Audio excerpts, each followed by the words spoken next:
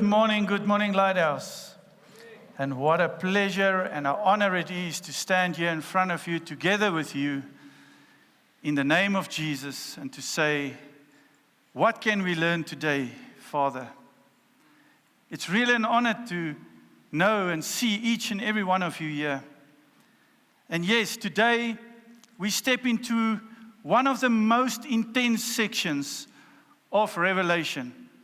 Now, for those that maybe missed the service, what I enjoy is you can go onto the internet, YouTube, and you can go and follow it since we started. So if you feel there's something that you are missing, please go and look at that.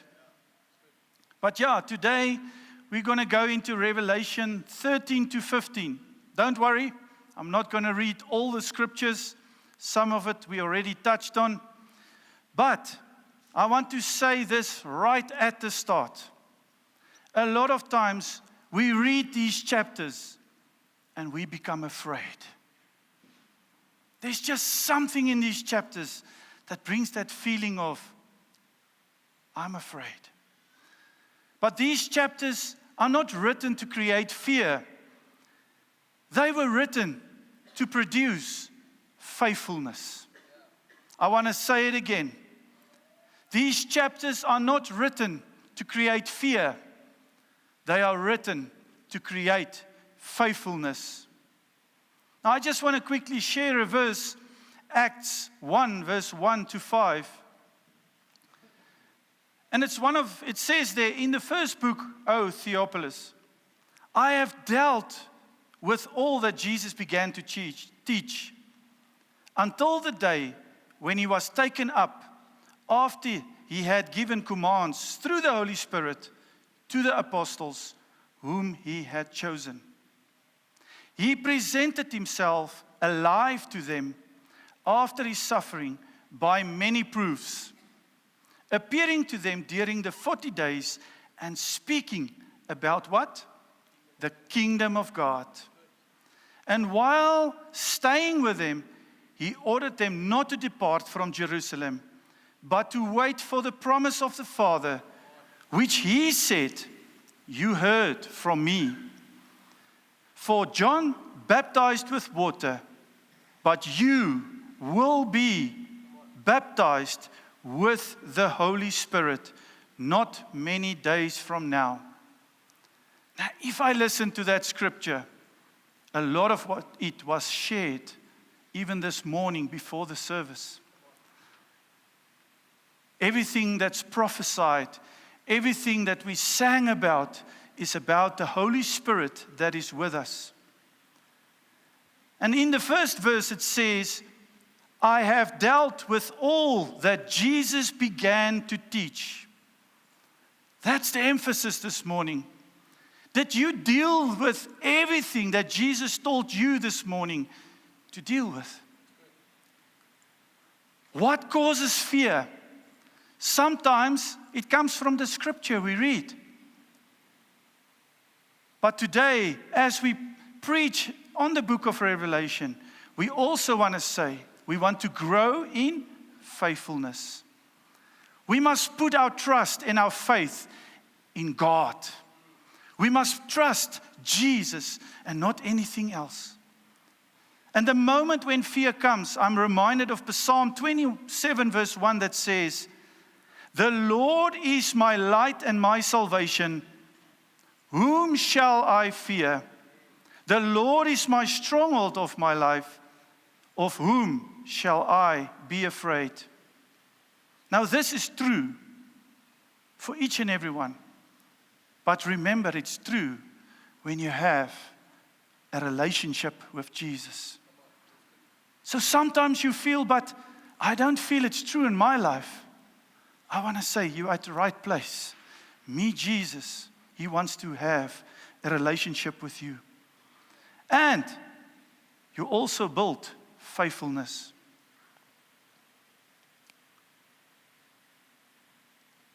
Here at Lighthouse, we want to make sure that through the help of the Holy Spirit, you understand Scripture. We want to make sure that you know what it means to build your true relationship with Jesus, because He's the center of everything.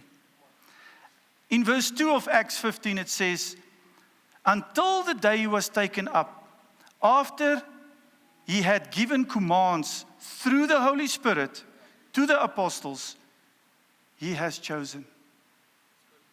My emphasis this morning is, each and every one of you here are chosen. And He wants to give you a command through the Holy Spirit to say, this is the way I want you to go. Because each of us is chosen to be a disciple of Jesus. We mustn't forget it. We are not here just to listen to a word.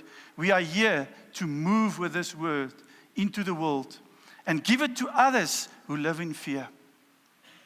So this morning also, we are here to hear the great news. Because Jesus presented Himself to them, He's presenting Himself this morning. Jesus says, do not depart. Today He's saying for you, do not depart from my ways. And then there's a promise. You've heard it from Jesus. You haven't heard it from anyone else. May this Holy Spirit lead you, guide you, empower you this morning to continue in this good news message, even when it sometimes brings fears in our life. I want to say again, may we continue in this good news, even when it sometimes brings fear in our life, because we know today Jesus will never leave us and He will never forsake us, because the Holy Spirit is given. Each of us can receive it. But before we go any further, let us just pray. Lord Jesus, thank you that we know that you will never leave us. You will never forsake us. You will never bring us to a point where fear is the only thing in our lives. You are the one that's going to conquer fear. This morning, Lord, I pray that each word that comes out of my mouth, Lord, will be from the Holy Spirit. And that each person that's listening to this word, Lord, will receive what you said and not what I say. Yes, Lord, may my heart and my mind be focused on you as each one is sitting here receiving a word that you are speaking through me. You, Lord, use us as you want, because you are our God. We want to be your faithful servants in Jesus' mighty name. Now let's kick off with a message title, and that is Two Kingdoms, One Lamb, One Victory. The main idea of this morning will be there are two kingdoms working in this world. The kingdom of darkness and the kingdom of light. And there are two marks that is going to define people. And I know we are busy with Revelation. The first thing we think about is the 666. Yes, it's the mark of darkness. But there's also the mark of Jesus that's into our lives. And then there are two outcomes that are coming. But there is only one lamb that is worthy, and that is Jesus. Now, on Revelation 13, we start off and say, a counterfeit kingdom. What do we see? I'm going to read a few verses, and it says there, and I saw a beast rising out of the sea, with 10 horns and 7 heads, with 10 diadems on its horns, and blasphemous names on its heads. One of its heads seemed to have a mortal wound, but its mortal wound was healed, and the whole earth marveled as they followed the beast. And they worshipped the dragon, for he had given his authority to the beast. And they worshipped the beast, saying, who is like the beast, and who can fight against it? Also, it was allowed, I'm jumping to verse 7, and it says, also, it was allowed to make war on the saints and to conquer them. and authority was given over it. Every tribe and people and language and nation.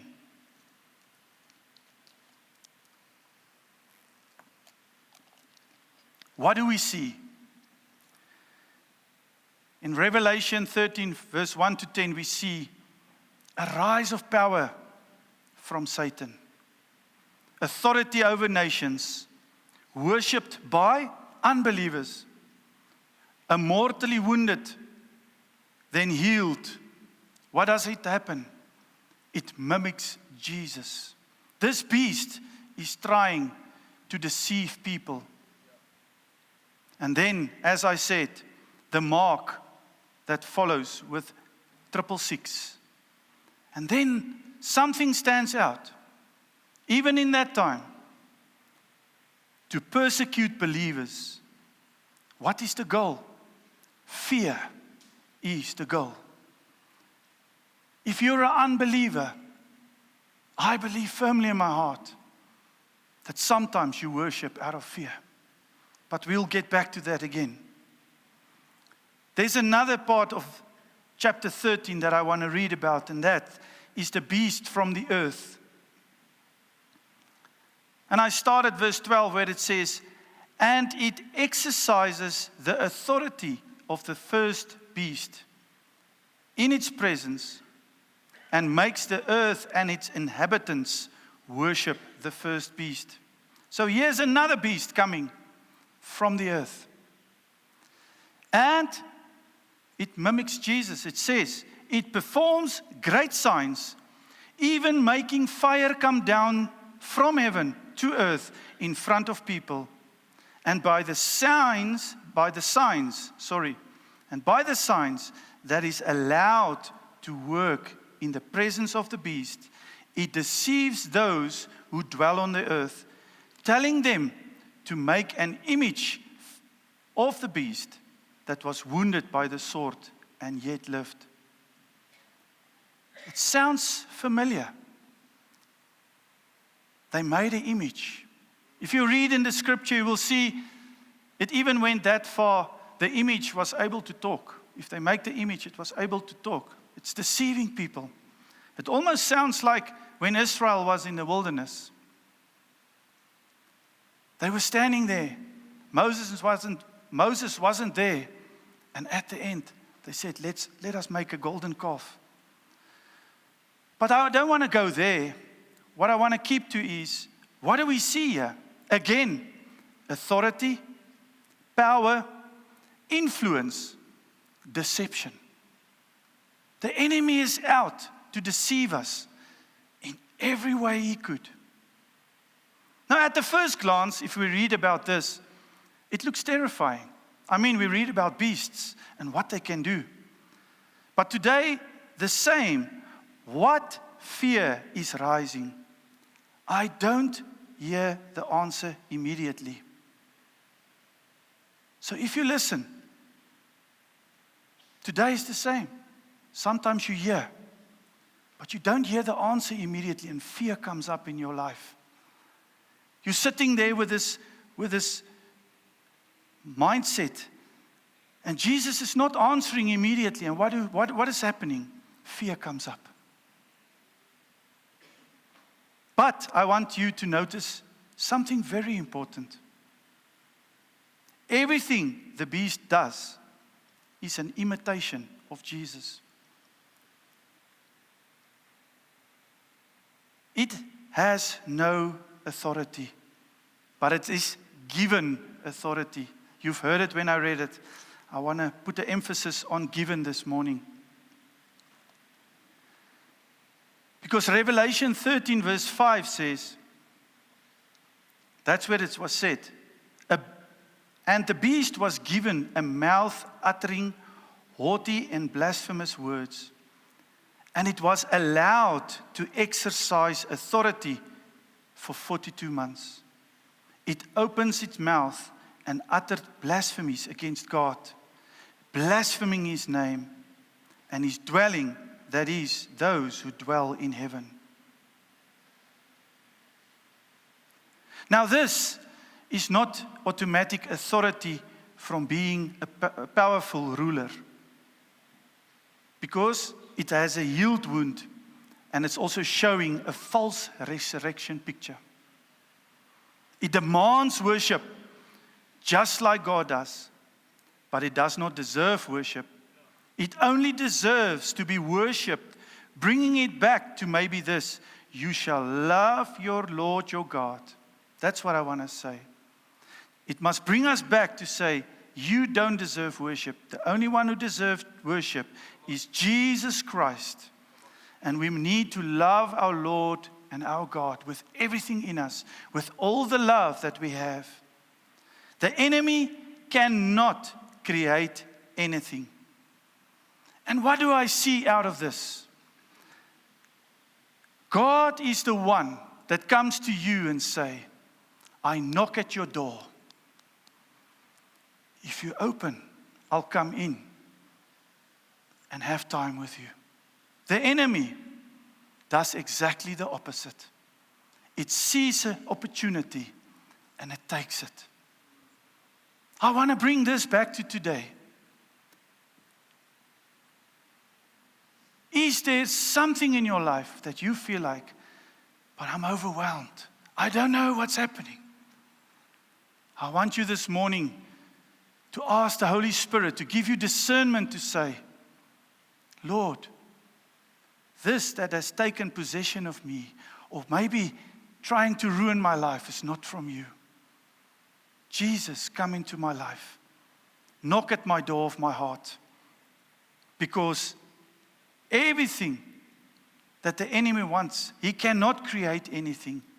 He can only counterfeit what belongs to Jesus.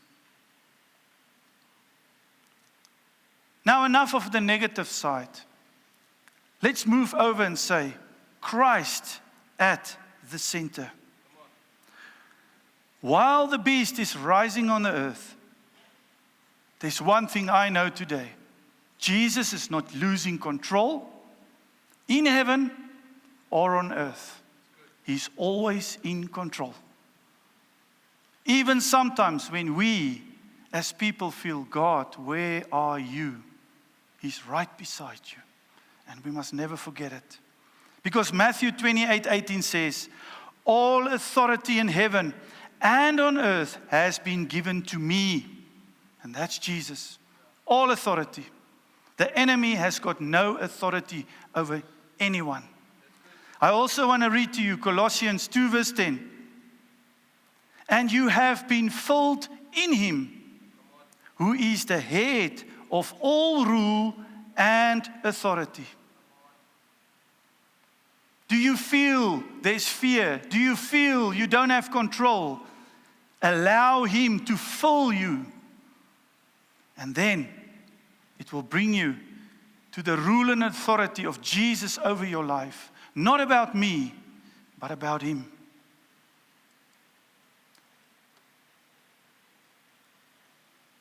So here is the truth. The beast has limited, temporary, borrowed authority.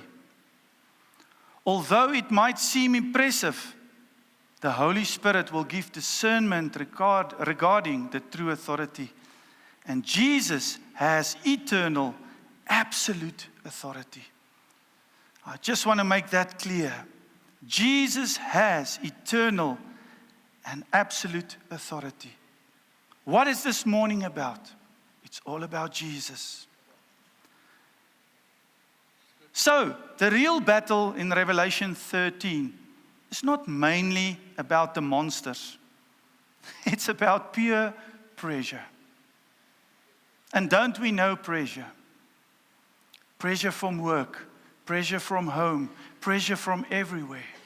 And sometimes pressure gets so overwhelming in our lives, we don't know how to control it. We don't know what to do now, what is next.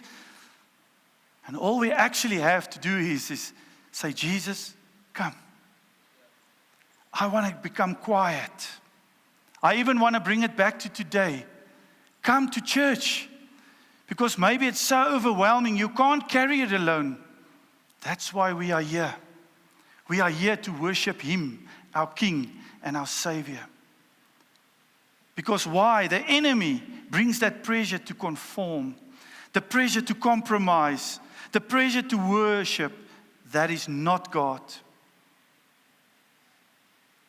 Verse 10 says in chapter 13, if anyone is to be taken captive, to captivity he goes. If you are taken captive by the enemy, that is what rules your life. But if Jesus is the one that takes captivity of your life, and you allow Him, He's the ruler of your life. And it also says, if anyone is slain with the sword he must be slain. And then it says, here is a call for endurance and the faith of the saints.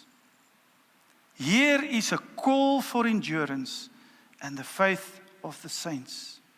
Now we all know in Revelation, there comes a time where people will have to make a choice for Jesus, and they will pay with their lives because the enemy will not back down. And then the question is, will there be a beast? That's not the question. Sorry, I'm reading the wrong side here. The question is not, will there be a beast? The question is, will I remain faithful to Jesus under pressure? And all of us can ask that question. I sometimes ask it myself, Jesus, if someone must come in here and say, reject Jesus or I'll kill you, will you do it? It's easy to say yes. But if you really think about it, I think we must really trust Jesus in a great way to do that. The second thing we're going to move into is the marked people. We already touched a little bit on it. But this is in Revelation 14, verse 1 to 13. Again, I'm not going to read all the verses. Please make sure that you also read through the whole chapter. But now everything shifts in Revelation 14. Because after the chaos of chapter 13, heaven gives us a different picture. It starts off with saying, then I looked, and behold, on Mount Zion stood the Lamb.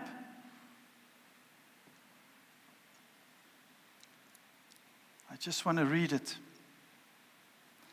It says in verse 1, then I looked, and behold, on Mount Zion stood a Lamb, and with him 144,000 who had his name and his father's name written on their foreheads.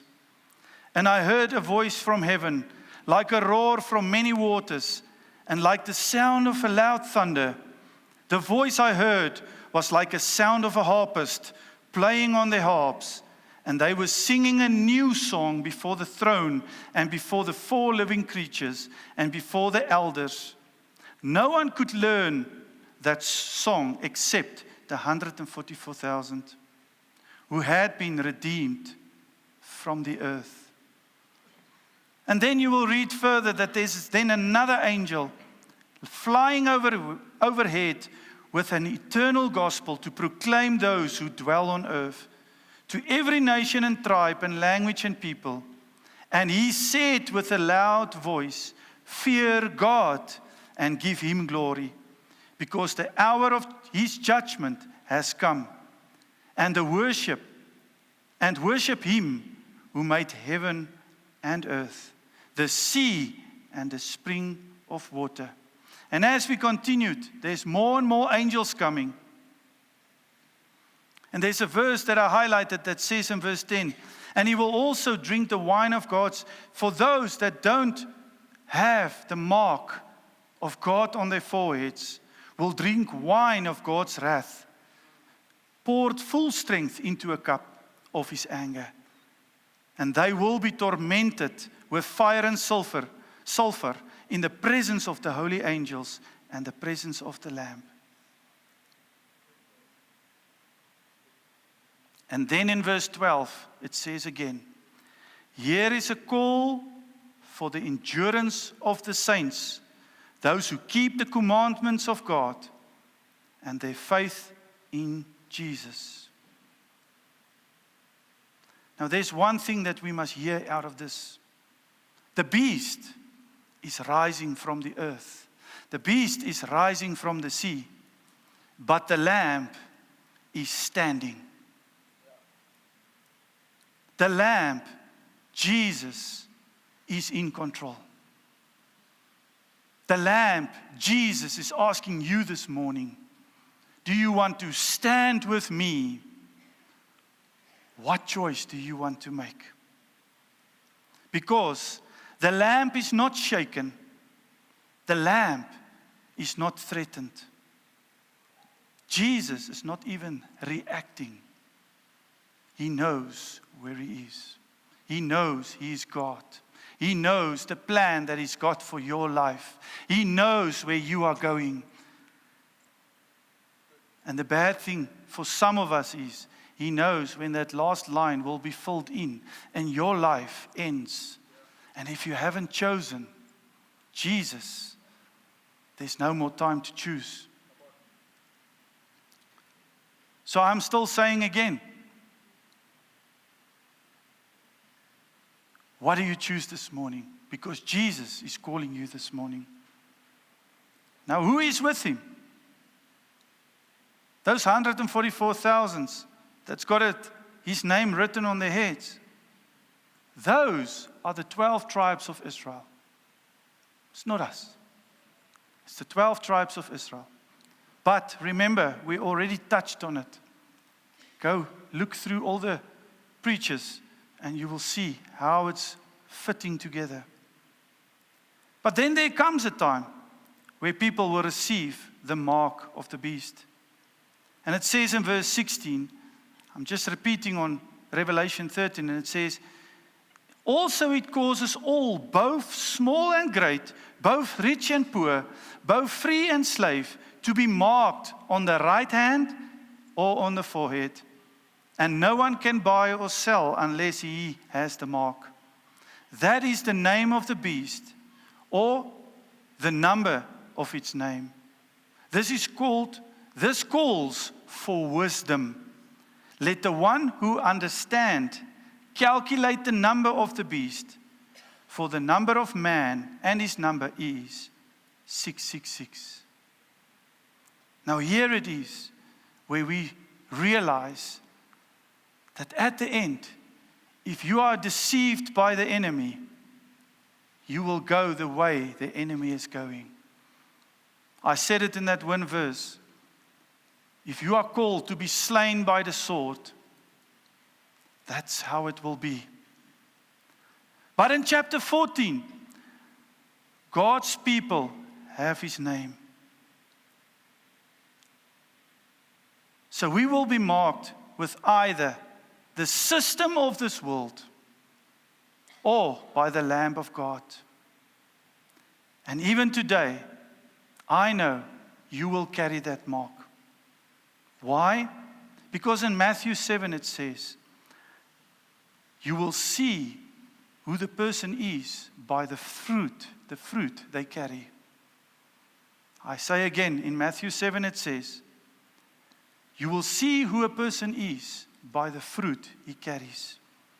Because if Jesus is part of your life, good fruit will start shining in your life. And we must go that we know we have the good fruit. Is there bad fruit in your life today? Lay it at the feet of Jesus. He's willing to take it off you so that new fruit can come into your life. So what's heaven's perspective of believers?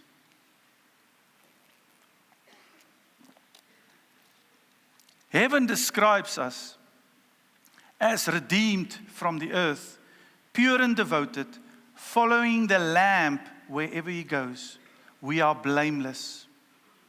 And that we also celebrate every Sunday with communion to say we are blameless because of the gift God has given us.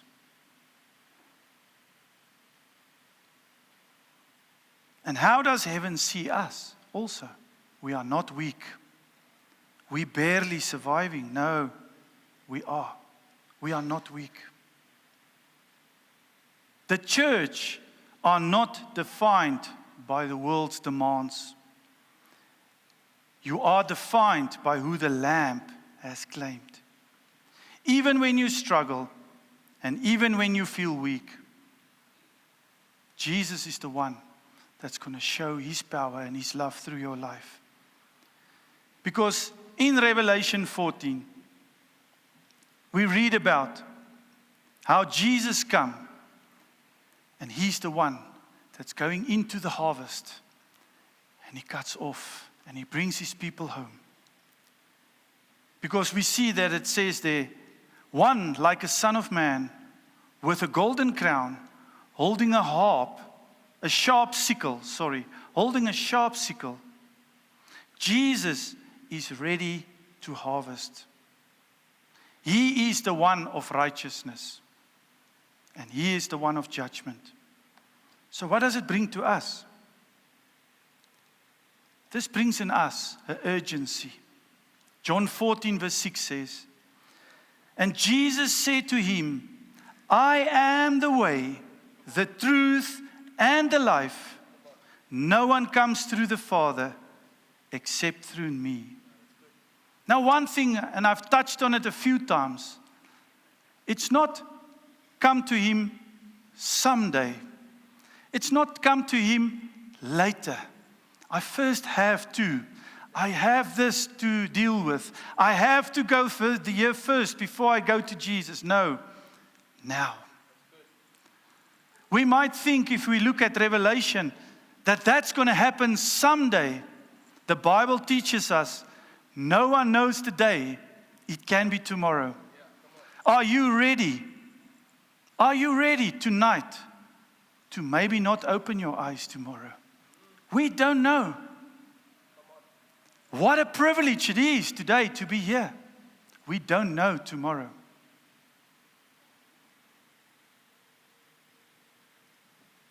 But we must also be assured and be comforted that evil, I know a lot of evil is happening in our lives.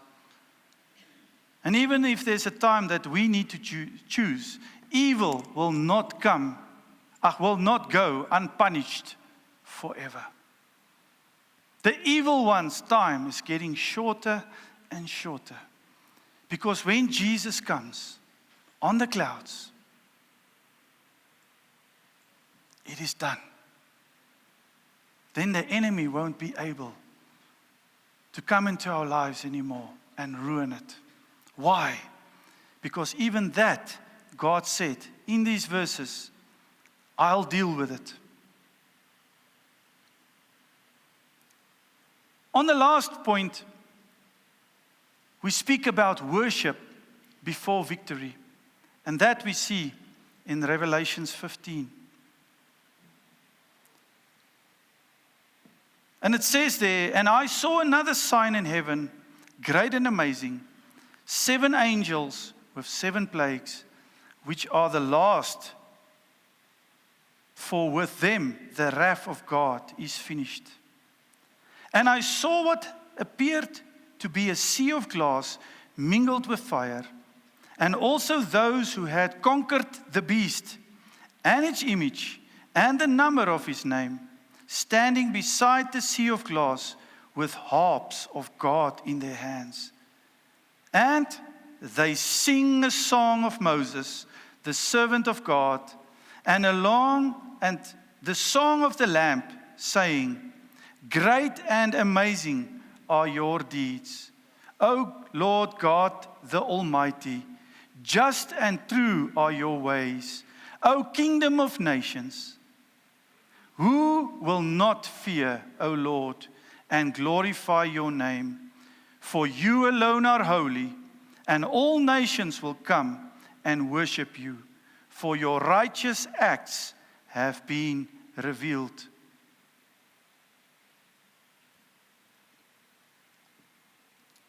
So we see in that verse that where it says, and I saw that appeared to be a sea of glass, and those who had conquered, singing a song of the Lamb. That is called worship. Why do we worship? Because of God's greatness, of God's plan that's coming into our lives. Before judgment is poured out in chapter 16, heaven is filled with worship. Why? Because victory is not in question. The same message as in previous chapters, just different angle of the same event. Victory is what Jesus is. But before the judgment, they questioned that. Now they sang a song of the Lamb that says, "Great and amazing are your deeds, O Lord God Almighty." Notice, they are focused on what they escape. They are not focused on what they escape. Sorry. They are focused on what God is. Now I believe this morning, and I don't know why, it just dropped into my heart now. Twice it happened now that I can read the words wrong. And that's why I'm saying, test the word that we speak here from the front. Because when I said they are not focused on what they escaped, it's meaning we don't focus on what's happening in their lives. They focus on one only, and that's Jesus. And the enemy will come and try and swing words around. I can just leave a knot out and the sentence change. I remember now in my life how the enemy just changes a little bit of scripture, and I see it in a completely wrong way.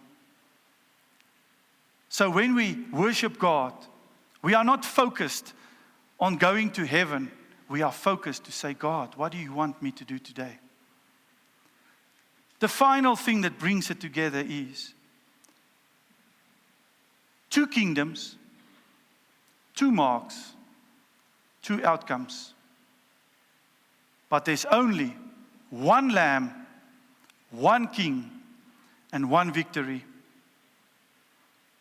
The enemy may imitate, but he cannot overcome. The world may pressure, but it cannot possess those who belongs to Jesus. And those who stand with the Lamb will stand in victory forever. Now I bring it to a close. Remember what I read in Acts 1. I'm asking the question again. Have you dealt with all that Jesus began to do and teach? Are you following the example of what Jesus wants you to do? Are you focused on the beast, or are you focused on what God wants to do? Are you focused on what you read in Scripture and be in fear? Or are you focused and say, I want to understand this, but I know faithfulness is in my heart and Jesus is on the throne, and that's where I'm going. I'm also remember in the same verse of Acts that it says, and he presented himself alive to them. Today, when we read Revelation, it's revealing a lot that's going to happen one day, if we can say it that way, which can be tomorrow. Because Jesus can come when he decided the time. No one else knows. But I'm just getting to the point. Are you there where the promise is, Jesus will never leave you and he will never forsake you? Are you ready to say, Jesus, I want to step into that promise? And I've listened to a sermon, and this morning I just want to share that in closing. It was, and I said it before also. Do you want to be like the Israelites, running in the wilderness, and God is serving them with manna, something to eat, and at night also even meat?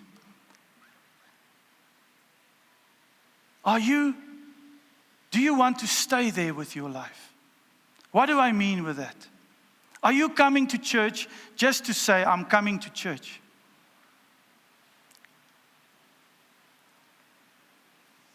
And that's what we called room service. God was giving them every day, every night, they can eat. And they can eat as much as they like.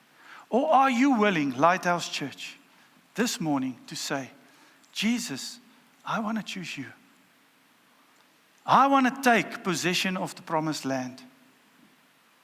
When I read these scriptures during the week, it just popped into my heart. I can read everything that's going to happen.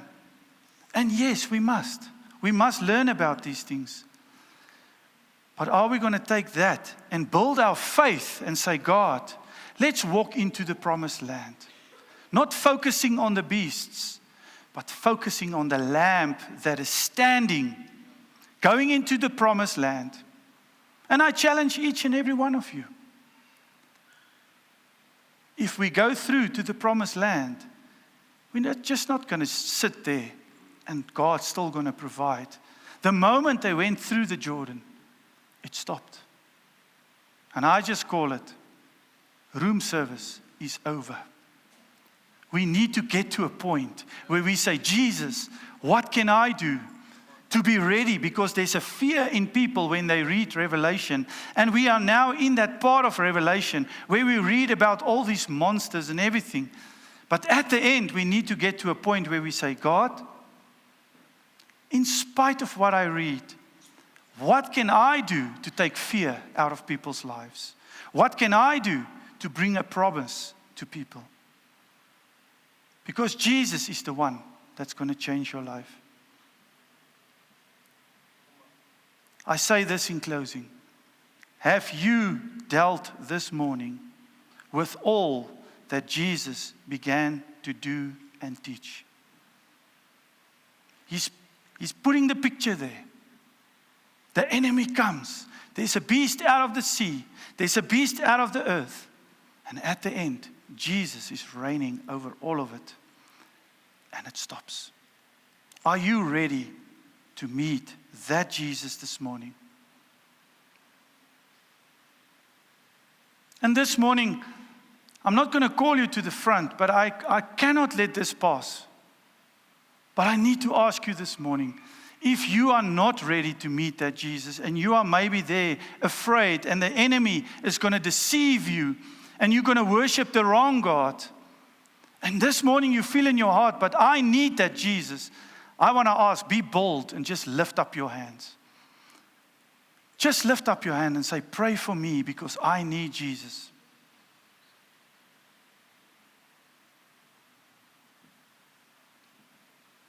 Because we cannot do anything without Jesus in our lives.